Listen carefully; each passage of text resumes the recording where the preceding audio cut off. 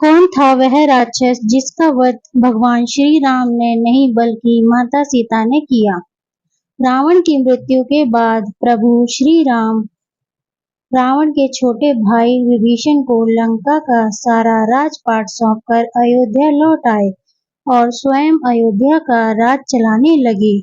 एक दिन जब प्रभु श्री राम अपने राजसभा में बैठे थे, उसी समय अचानक लंका के राजा विभीषण भी राजसभा में पहुंच गए। सभा में पहुंचते ही विभीषण प्रभु श्री राम से गुहार लगाकर कहने लगे कि हे प्रभु, मेरी रक्षा कीजिए। लंका में कुंभकर्ण का पुत्र मूलकासुर आफत मचा रखा है। कुंभकर्ण का पुत्र था मूलकासुर।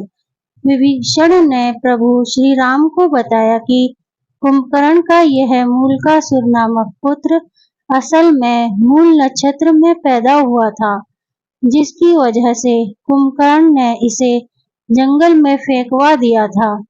जंगल में फेंके जाने पर इसका पालन पोषण मधुमक्खियों ने किया था।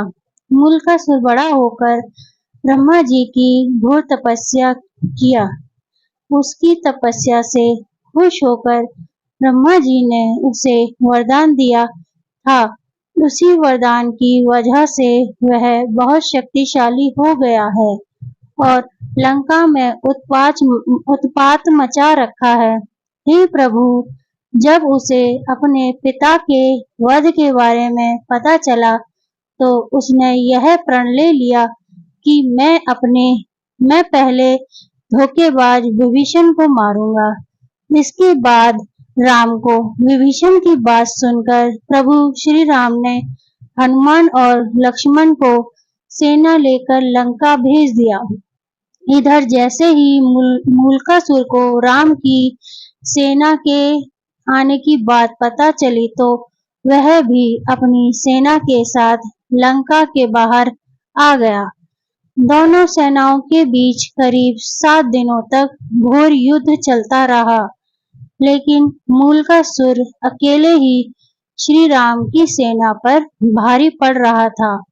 मूलकासुर को स्त्री के हाथों मरने के मिला वरदान। उधर प्रभु श्री राम जब अपने मंत्री सहित लंका पहुंचे तो उन्हें भी युद्ध के बारे में पता चला, जिससे वह चिंतित हो गए। उसी समय ब्रह्मा जी भी वहां पर आ गए और प्रभु श्री राम से कहने लगे कि हे भगवान, इसे मैंने स्त्री के हाथों से मरने का वरदान दिया है, इसलिए आप सीता को यहाँ बुलाकर उनसे ही इसका वध करवाइए।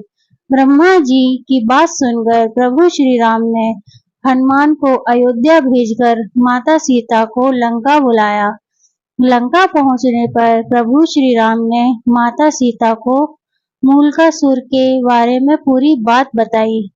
प्रभु श्री राम की बात सुनकर माता सीता को क्रोध आ गया। क्रोध में ही उनके शरीर से एक तामसी शक्ति निकल पड़ी। यह शक्ति सीता की छाया में जड़ी चंडी का रूप धारण कर लंका की तरफ चल पड़ी। सीता ने मूलकासुर पर चलाए 5 बाण।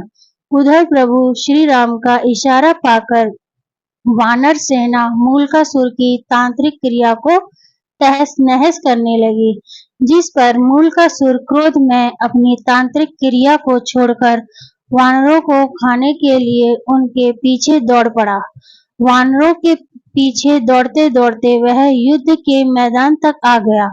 युद्ध के मैदान में पहुंचकर जब वह सीता की छाया को देखा तो गरजकर बोला, तू कौन? इस पर सीता की छाया ने गर्जना करते हुए कहा कि मैं तुम्हारी मौत चंडी हूँ। तूने मेरा नाम लेने वाले ऋषि मुनियों को खा डाला था, इसलिए अब मैं तुम्हें मारकर उसका बदला लूंगी। इतना कहकर छाया सीता ने मूलकासुर पर 5 बाण चलाए। दोनों में घोर युद्ध हुआ। अंत में छाया सीता ने चंडिकास्त्र का प्रयोग करते हुए मूलकासुर का वध कर दिया।